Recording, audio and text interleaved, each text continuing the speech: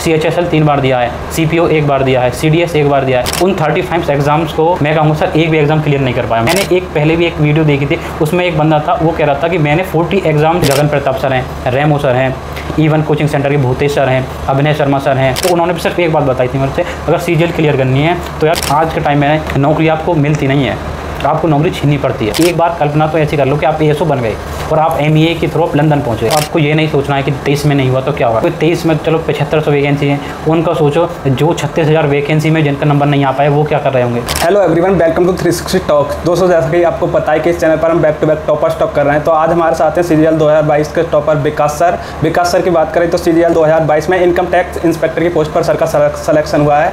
तो आज हम सर की जर्नी को डिस्कस करेंगे, जानेंगे कैसे सर ने मुकाम हासिल किया, क्या स्ट्रेटजी रही और कौन कौन सी बुक लिस्ट फॉलो की और किन किन समस्याओं का सामना करना पड़ा आखिर CGL की जर्नी में। तो तमाम सारी बातें डिटेल में डिस्कस करेंगे। इससे पहले अगर आप चैनल पर नए हैं तो चैनल को सब्सक्राइब कर लें और अगर वीडियो पसंद आए तो लाइक कर देना। तो चलिए सर से बात करते हैं और जानते हैं। तो सर स्वागत है सबसे पहले तो आपका 360 टॉक्स में। बहुत बहुत धन्यवाद सर। सबसे पहले आप अपने बारे में बता दीजिए, लाइक आपका नाम क्या है, आपका एजुकेशनल बैकग्राउंड क्या है और आप कहाँ से बिलोंग करते हैं।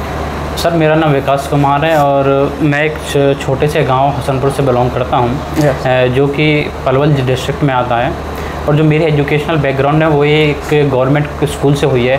12th तक की एजुकेशन गवर्नमेंट स्कूल से ही है। आफ्टर 12th ग्रेजुएशन के लिए फिर मैंने BA परस्यू किया है। जो मेरी 12th थी उसमें मेरी PCM थी, physics chemistry maths science stream से था, बट मैंने उसके बाद BA ऑप्ट की क्योंकि मुझे जो लगता था मुझे CGL ही निकालना था। राइट। हाँ, तो उसके लिए मेरी एजुकेशनल बैकग्राउंड एकदम एक्स्ट्राऑर्डिनरी नहीं रही है, एकदम सिंपल सी रही है।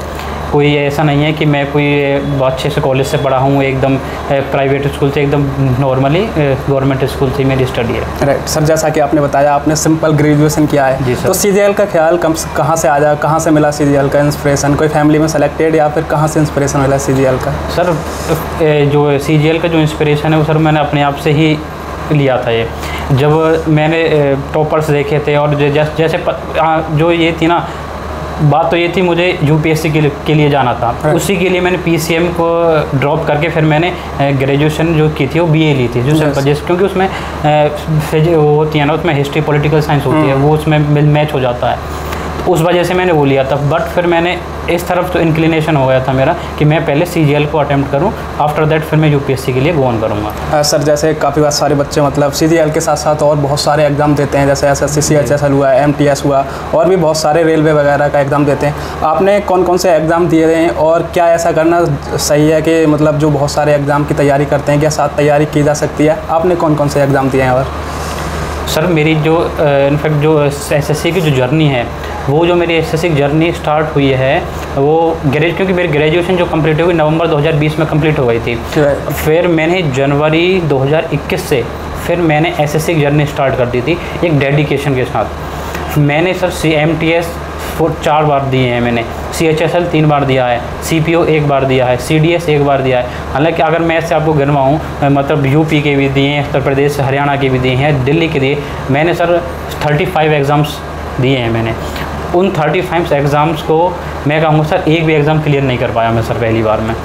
तो वही है ना सर, एक बार लगा था कि यार ये मैं किस डायरेक्शन में जा रहा हूँ, क्या पता ये कोई गलत डायरेक्शन तो मैंने ऑप्ट नहीं कर ली, क्या पता मेरे लिए हो ही ना ये। बट वो थी ना कि एक नहीं, अगर 35 एग्ज़ाम्स में नहीं क्यों, मैंने पहले भी एक वीडियो देखी थी, उसमें एक बंदा था वो कह रहा था कि मैंने 40 एग्ज़ाम्स दिए हैं, मैं क्लियर नहीं कर पाया। उस टाइम मुझे लगता था कि यार ये तो अपना वैसे झूठ बोल रहा होगा, बट ऐसा नहीं है। ऐसा भी हो सकता है जो आदमी 35 एग्ज़ाम दे के भी नहीं निकाल पाया, 40 एग्ज़ाम दे के भी नहीं निकाल पाया, तो एक ना एक दिन ऐसा होगा वो ज़रूर निकालेगा वो। सर ये 35 जो एग्ज़ाम दिए हैं आपने, मतलब कब से तैयारी कर रहे हो आप और कब से मतलब कितने सालों में दिए हैं आपने ये? सर मैंने जो SSC की थी वो तो सर मैंने जैसे बताया जनवरी 2021 से स्टार्ट की थी। हाँ। बट जो DSSB की थे, जो मतलब 10th लेवल के थे, 12th लेवल के थे, वो मैंने सर काफ़ी पहले ही स्टार्ट कर दिए थे। वो मैंने जैसे मैं 12th में था तभी से मैंने 10th और 12th के स्टार्ट कर दिए थे। DSSB के भी काफ़ी दिए हैं, UP के दिए हैं मैंने, हरियाणा कांस्टेबल दिया, हरियाणा SI दिया, तो काफ़ी दिए हैं पर उनमें सफलता हासिल नहीं मिली। तो सर कभी डिमोटिवेशन नहीं फील हुआ कि अब छोड़ देना चाहिए, अब तैयारी नहीं करनी है, अब कब तक तैयारी करते रहेंगे? कभी ऐसा ख्याल नहीं आया मन में? सर इतना फेलियर्स देखने के बाद ऑब्वियस है कि हर किसी के मन में आना तो लाजमी है, तो ये तो आता ही है, मेरे में भी आया था।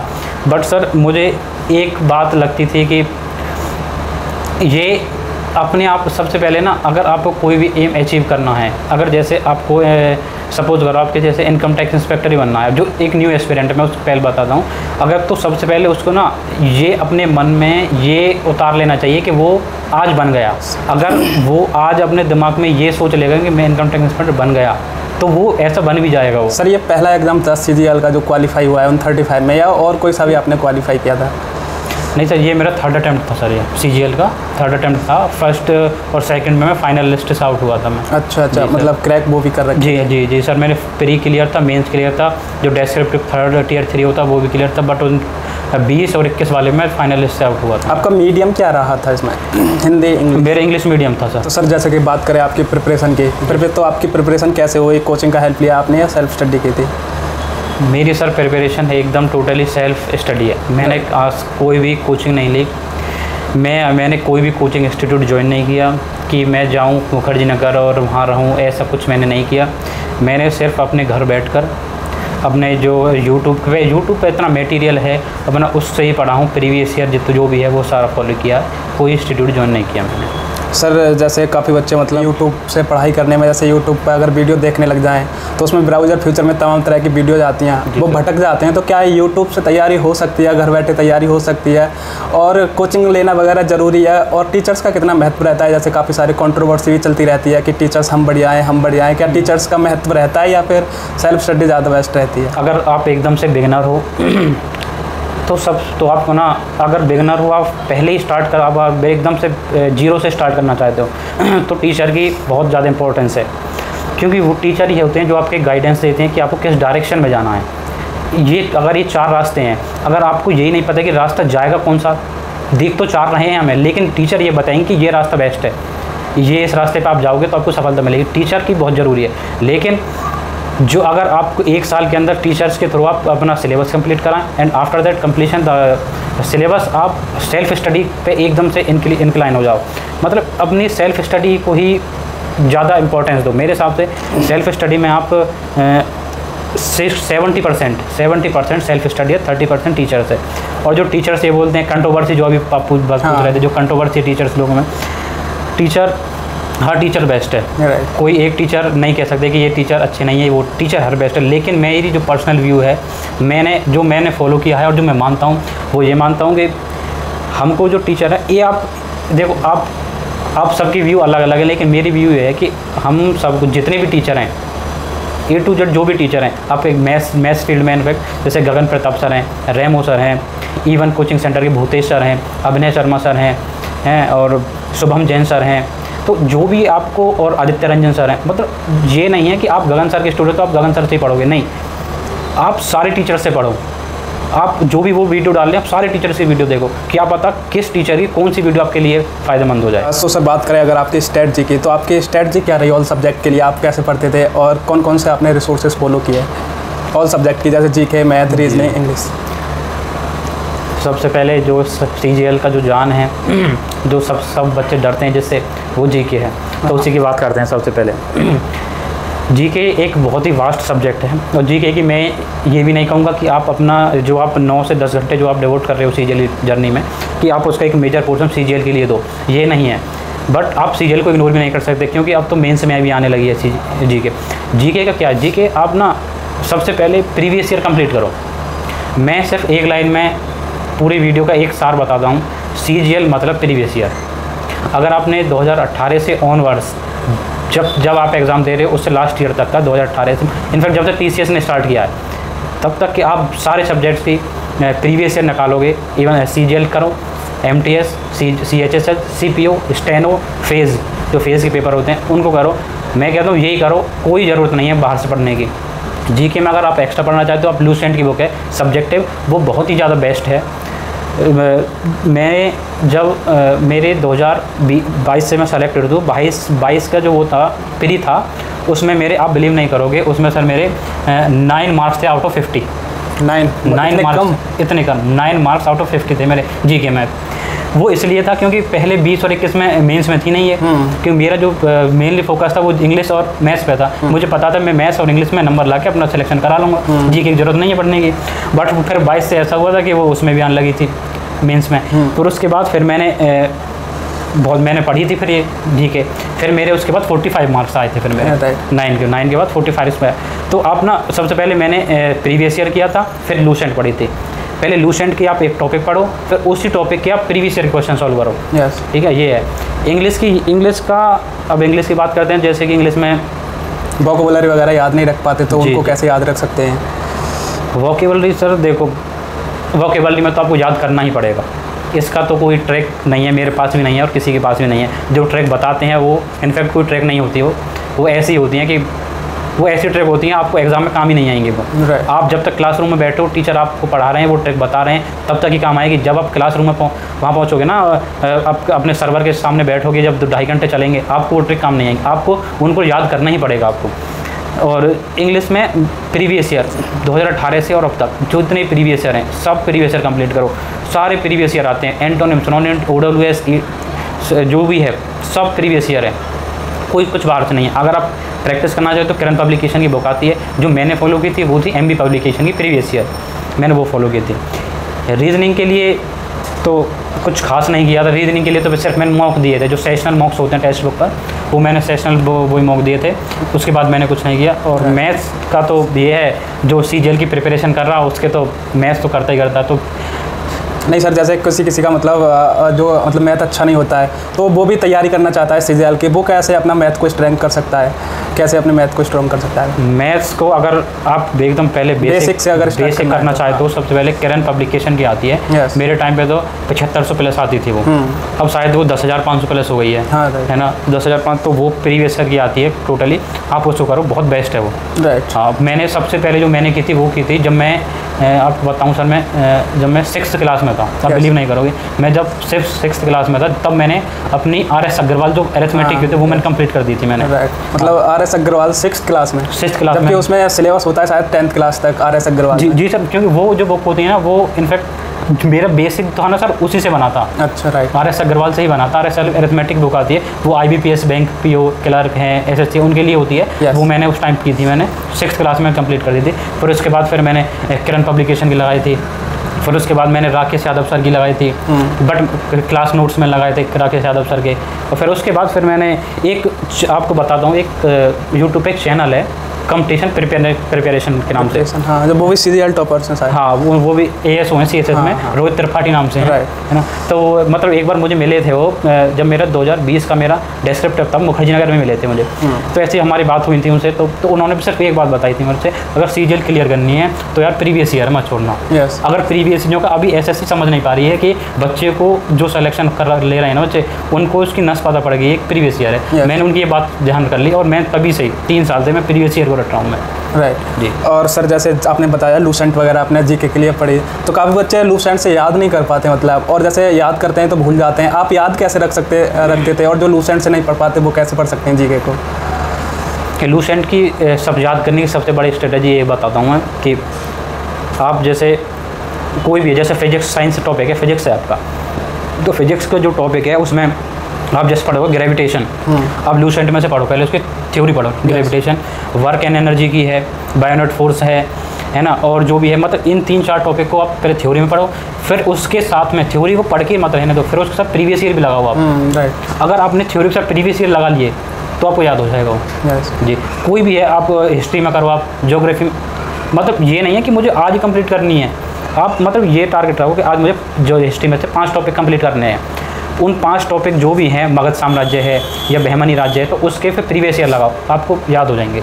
मैंने यही फॉलो की थी और इससे मुझे फ़ायदा मिला है। तो सर जो ये तो हो गई अभी तक की, तो आपकी स्ट्रेटजी हो गई कि आपने कैसे तैयारी कर रहे हैं। अगर बात करें जो 2024 के लिए तैयारी कर रहे हैं एस्पिरेंट, 23 वाला तो प्रीलिम्स हो गया, लेकिन जो 24 के लिए तैयारी कर रहे हैं डेडिकेटेड, तो उनको कब से आप तैयारी स्टार्ट कर देनी चाहिए, क्या अभी से स्टार्ट कर देनी चाहिए, और तैयारी कैसे करनी चाहिए? जैसे कब अपना प्रीलिम्स की तैयारी मेंस की अलग होती है या फिर साथ साथ होती है, तो 24 के लिए थोड़ा स्ट्रेटजी बताएँ। 24 के लिए स्ट्रेटजीज ये है कि आप 24 के जैसे कि जो फॉर्म फिलअप हैं वो शायद नवंबर में आ जाएंगे वो, हाँ है ना, नवंबर में है, तो उसका जनवरी में फरवरी में आपके प्रीलिम्स हो जाएगा, फरवरी फर्स्ट वीक में। तो आपको ना अभी से ही, क्योंकि देखो आप, अगर मैं आपको कहूँ कि फॉर्म फिलअप जैसे नवंबर में, तो आप अक्टूबर से स्टार्ट कर दो। अगर आप करोगे तो प्री निकल जाएगा, लेकिन उससे फ़ायदा क्या? आपको तो मेंस निकालना है, आप जब आप मेंस तब निकाल पाओगे, तब आप अभी से स्ट्रगल करो। आपको अभी से ही ऐसे मेहनत, ऐसे तैयारी करनी है कि जैसे आपका एग्ज़ाम अगले महीने है, ऐसे आपको तैयारी करनी है। ये नहीं है, ये नहीं सोचना है कि मेरा जो एग्ज़ाम है नवंबर में फॉर्म आएंगे, फिर उसके बाद प्री होगा, फिर मेंस कब होगा, अभी तो 1 साल है। ऐसा नहीं है, आपको यही सोचना है कि मेरा एग्ज़ाम अगले दिन है, फिर उससे अगले दिन है। इस प्रकार की आपको तैयारी करनी है, तभी होगा। क्योंकि आज के टाइम में नौकरी आपको मिलती नहीं है, आपको नौकरी छीननी पड़ती है। Yes right. कंपटीशन इतना है, आप देखोगे कि अभी 23 में 7500 वैकेंसी थी, 7500, और इसमें 25 लाख फॉर्म भरे गए थे। yes. आप सोच सकते हो मतलब कितनी ज़्यादा कंपटीशन बन रहा है। right. तो नौकरी तो ये तो पॉसिबल नहीं कि वो आपको देगा भाई ये नौकरी ले ले, आपको नौकरी छीननी पड़ेगी सर। right. तो उसके लिए आपको यही करना पड़ेगा। सर जैसे आपने वैसे तो साथ साथ कुछ बुक लिस्ट बता दें, लेकिन फिर भी काफ़ी एस्पिरेंट बुक लिस्ट पूछना चाहते हैं ऑल सब्जेक्ट के लिए, आपने कौन कौन सी बुक लिस्ट फॉलो की? ऑल सब्जेक्ट्स के लिए सर यही है कि इंग्लिश आप करना चाहते हो MB पब्लिकेशन की प्रीवियस ईयर कंप्लीट करो, ठीक है। और अगर MB पब्लिकेशन कंप्लीट करने के बाद आप करंट पे मूव ऑन कर सकते हो। राइट। और जो जी की है, जी के मैं बताऊंगा कि आप लूसेंट एंड प्रीवियस ईयर। ठीक, राइट। लूसेंट की आप सब्जेक्टिव करना पहले। यस। एक ऑब्जेक्टिव भी आती है। अच्छा अच्छा, हाँ, अच्छा। लेकिन आपको ऑब्जेक्टिव नहीं करनी, क्योंकि आपको ऑब्जेक्टिव समझ में नहीं आएगी। हाँ, वो उसमें तो क्वेश्चंस होंगे। वो तो क्वेश्चन होंगे, ऑप्शंस होंगे, बस पता क्या पड़ेगी कहाँ से आया है। राइट। आपको क्वेश्चन तब याद होगा, पहले उसकी हिस्ट्री पता होगी, है ना, तभी आपको पता लगेगा। और मैथ्स के लिए मैं कहूँगा कि सबसे पहले अगर आप, तो मैं इस हिसाब से बता रहा हूँ कि आपका मतलब बेसिक क्लियर है, है ना। आपको प्रीवियस ईयर मतलब इतनी बार कर लेने हैं, प्रीवियस ईयर कम से कम 4 से 5 बार कर जाओ। MTS, CHSL, CGL, CPO, steno, phase 6 exam होते हैं, सारे कर जाओ तुम 4-5 बार कम से कम। जो रीजनिंग, और सर रीजनिंग रही, रीजनिंग के लिए सर कुछ नहीं है, वो आप टेक्स्ट बुक पे जो सेशनल टेस्ट होते हैं, तो जो 20-20 मिनट के आप उनको दो, वो एनफ हैं। राइट। सर जैसे कुछ बच्चे मतलब CGL की तैयारी स्टार्ट कर रहे हैं, तो काफ़ी बच्चे CGL में शुरुआत में पता नहीं होता, तो आप कुछ गलतियां बता पाओ कि ये गलतियां शुरुआत में बेसिकली नहीं करनी चाहिए एक CGL एस्पिरेंट को CGL की तैयारी में, तो आप कुछ गलतियां बता पाओ। शुरुआत में जो बच्चा पढ़ता है ना सर, वो एक गलती बहुत बड़ी करता है। वो ये करता है कि मतलब वो सिलेबस को नहीं देखता हो। यस। सबसे पहले सिलेबस देखो, और जो प्रीवियस ईयर में जो एग्ज़ाम हेल्ड हुए हैं, आप उनको देखो कि किस टाइप के क्वेश्चन पूछता है। अब क्योंकि ग्रुप, जब मैं भी था ना, तो ग्रुप में ऐसे ग्रुप बन जाता है, तो ग्रुप में ना ऐसे हार्ड क्वेश्चंस एकदम वायरल होने लगते हैं कि ये हार्ड क्वेश्चन है तो ये आएगा, ये कितना इंपॉर्टेंट है, जबकि ऐसा कुछ नहीं है। हाँ, आप कितना ही हार्ड कर लो, मार्क्स उसके भी उतना ही ईजी करोगे आप, उस मार्क्स उतने होगा। ये आप फिर ये मत सोचना कि ये इजी क्वेश्चन है तो मैं इसको छोड़ दूँ, ये तो आसान क्वेश्चन है तो मैं एग्ज़ाम हॉल में कर लूँगा। अरे तुम एग्ज़ाम हॉल में अगर इस पर तुम 30 मिनट लगाओगे, उसकी इतनी प्रैक्टिस करोगे 5 सेकंड में हो जाए वो। यस। ठीक है ना। अगर वो 30 सेकंड आप एग्जाम हॉल में लगा कर दोगे मान ली, तो आप इस तरह से उसको यहाँ प्रैक्टिस कर जाओ, तो उसको 5 सेकंड में कर दो, जो 25 सेकंड जो बचे उसको हार्ड क्वेश्चन के लिए डिवोट कर सको। तो यही है। तो मतलब प्रीवियस ईयर पे पहले आप देखो कि किस तरह से एग्जाम हो रहे हैं, और उसके हिसाब से फिर करो आप, और ज़्यादा टफ क्वेश्चन के पीछे मत भागो। राइट। सो सर, अगर बात करें, आपने 35 एग्जाम दे रखे हैं, आपने इतना मतलब फेलियर का सामना किया, तो अगर बात करें ऑल ओवर जर्नी की, तो कैसी रही, किन किन समस्याओं का सामना करना पड़ा आपको CGL की जर्नी में?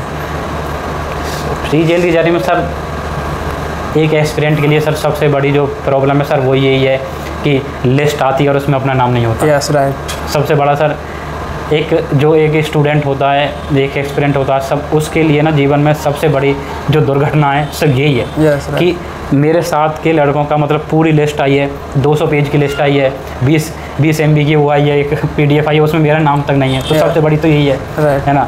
बट ये मेरे साथ भी हुआ है, मैंने बताया अभी 35 एग्ज़ाम दिए हैं, बट उनमें एक में भी नहीं आया था। मतलब मैं कहूँगा कि मैं मतलब एकदम बेसिक, ये नहीं है कि मैंने ज़्यादा स्टैंडर्ड लेवल के एग्ज़ाम दिए तो नहीं आया, लेकिन एक जो बेसिक लेवल थे ना, उनमें भी नहीं आ पाया था। ये लगता था कभी कि यार ये छोड़ देना चाहिए और दूसरी तरफ मूव ऑन करना चाहिए, फिर अपना ही कुछ करना चाहिए, अपना काम देखूँ। बट वो थी कि नहीं यार करना है, तो अब जब इतना आप स्ट्रगल कर रहे हैं तो पूछना ही होगा। क्योंकि मैंने बताया था अभी वीडियो में थोड़ी देर पहले कि आप जो भी अचीव करना चाहते हो ना, आप अचीव करने से पहले उसको अपने मन में बैठा लो। Yes sir. कि मुझे ASO MEA जाना है, तो आपको ना ये सोचने लग जाओ, एक बार कल्पना तो ऐसी कर लो कि आप ASO बन गए और आप MEA के थ्रू आप लंदन पहुँच गए, क्योंकि आपके दिमाग में जो बात आएगी ना, फिर उसके हिसाब से आपको रास्ता भी मिल जाएगा। तो सर बात करें, अब आपका इतनी अच्छी पोस्ट के साथ सिलेक्शन हो गया है, जो कि इस बार टॉपर्स ने भी इनकम टैक्स इंस्पेक्टर की पोस्ट चुनी है, और आपका भी इसी पोस्ट पर हुआ है, तो अब आपको कैसा लग रहा है, अब क्या फीलिंग्स है आपकी? जैसे आप बता रहे थे कि मोस्टली जो टॉपर्स हैं ये लिए, जैसे बताता हूँ मैं आपको, 2021 में जो था उसमें से जो टॉप 7 थे आउट ऑफ 10 थे, उन्होंने इनकम टैक्स इंस्पेक्टर टॉप की थी। 22 में जो टॉप 5 थे उन्होंने इनकम टैक्स इंस्पेक्टर ज्वाइन किया। जो रैंक 1 है उन्होंने भी इनकम टैक्स इंस्पेक्टर लिया। तो हालांकि इनकम टैक्स इंस्पेक्टर एक बहुत अच्छी पोस्ट है, कैरियर बहुत ज़्यादा है, बट देखो पोस्ट कोई अच्छी नहीं है कोई बुरी नहीं है। ये आपके माइंड आपके बच्चे के ऊपर है कि वो क्या अच्छा लगता है। इनकम टैक्स इंस्पेक्टर मिली बहुत अच्छी बात है। ये मेरा क्योंकि जब प्रीफ्रेंस भरी मेरे 4th प्रीफ्रेंस थी, मेरी 1st प्रीफ्रेंस नहीं थी। अच्छी पोस्ट है मानता हूँ, लेकिन मेरी 4th प्रीफ्रेंस थी। मेरी जो पहली प्रीफ्रेंस थी वो ASO-ME थी, फिर उसके बाद मेरी ED थी, AEO। तो एक वैकेंसी थी उसमें वाइस प्रेसिडेंट सेक्रेटरीट में, वो शायद अब की नहीं आई, बट मेरी ED में है और ASO-ME मेरी 4th प्रीफ्रेंस थी। राइट। सो सर लास्ट में जो भी व्यूअर्स वीडियो देख रहे हैं या एस्पिरेंट तैयारी कर रहे हैं या फिर जो अपकमिंग एस्पिरेंट हैं उनके लिए आपका क्या मैसेज या क्या एडवाइस रहेगी? वैसे तो आपने एडवाइस तो दे दी, गलतियाँ बता दी, और भी कुछ एडवाइस देना चाहो? एडवाइस ये है, एडवाइस तो सर ये देखो, एडवाइस मैं क्या दे सकता हूँ बट आप एक थोड़ा सा सजेशन है कि अगर आपका अनफॉर्चुनेटली 2023 में आपका नहीं सिलेक्शन होता है तो आपको 2024 के लिए मूव ऑन करना चाहिए। मतलब आपको ये नहीं सोचना है कि 23 में नहीं हुआ तो क्या होगा। आप देखोगे 23 में चलो 7500 वैकेंसी हैं, उनका सोचो जो 36,000 वैकेंसी में जिनका नंबर नहीं आ पाए वो क्या कर रहे होंगे। वही है ना, मतलब और आपको एक ये बात भी देखनी है। आप मतलब इसको ये देखो, आप अब की बार ना सेक्शनल कट ऑफ भी निकली थी मेंस में। आपको ये बहुत, क्योंकि मोस्टली जो बच्चे हैं जो बिगनर्स हैं उनको इस बात का नहीं पता है कि अब की बार सेक्शनल कट ऑफ है। मैथ्स और रीजनिंग की अलग कट ऑफ है, और जीके और उसकी इंग्लिश की अलग कट ऑफ है, कंप्यूटर की अलग कट ऑफ है, टाइपिंग की अलग कट ऑफ है, ओवरऑल कट ऑफ अलग है। मतलब 5-5 कट ऑफ के थ्रू आपको सिलेक्शन मिलना है। तो आपको हर चीज़ में देखना चाहिए, देखना पड़ेगा, और अगर इसमें नहीं होती है तो आप आगे के लिए मूव करो। क्योंकि और एक लास्ट में ये बात है कि उन्होंने एक जो रतन टाटा हैं हमारे इंडस्ट्रियलिस्ट, उन्होंने एक बात बहुत अच्छी कही थी मुझे, और उसी के बाद मैं समापन करना चाहूँगा। बहुत एक उन्होंने बात कही थी, I do not take right decisions, I take decisions and make them right। ठीक है, अब मैं मतलब अच्छे सही डिसीजंस नहीं लेता।